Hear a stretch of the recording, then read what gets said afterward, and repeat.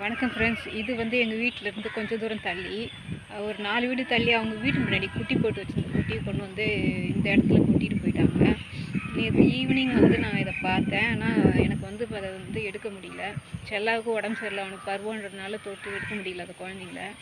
அந்த குழந்தை நிலமைங்களை வந்து காட்டுறேன், நீங்கள் வந்து பாருங்க. இவ்வளோ நேரம் மழையில் நினைஞ்சிட்டு இருந்துங்க. கொஞ்சம் மழை விட்டதும் அந்த குழந்தைங்க வந்து மொசன்னு மெஞ்சிட்ருக்கு.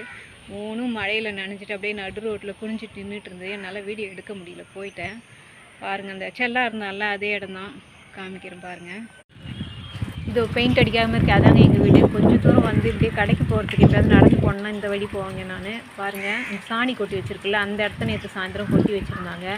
6 குட்டி, இப்போ வந்து 4 தான் இருக்குது. அதுங்க கொஞ்சம் தூரம் நடந்து வந்து இங்கே மழையில் இந்த மண்ணு மூட்டு மேலே படுத்துட்டுருக்கு பாருங்கள்.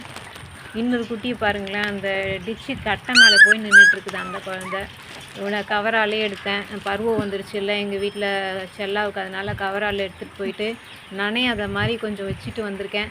யாராவது அடாப்ஷன், அவங்க அம்மா வந்து சுத்தமாக கிட்ட வராதுங்க. நான் அவளுக்கு சாப்பாடு தான் வச்சுட்டுருக்கு 3 வருஷம். கிட்டேயே வராது. குட்டிங்களை நான் எடுத்துகிட்டு வந்துட்டாலும் அதுக்கு பால் கட்டிக்கும். வீட்டுக்கு கொண்டு போய் வைக்க முடியாது. பருவம் இருக்குது, செல்லாவுக்கு பருவம் இருக்குது.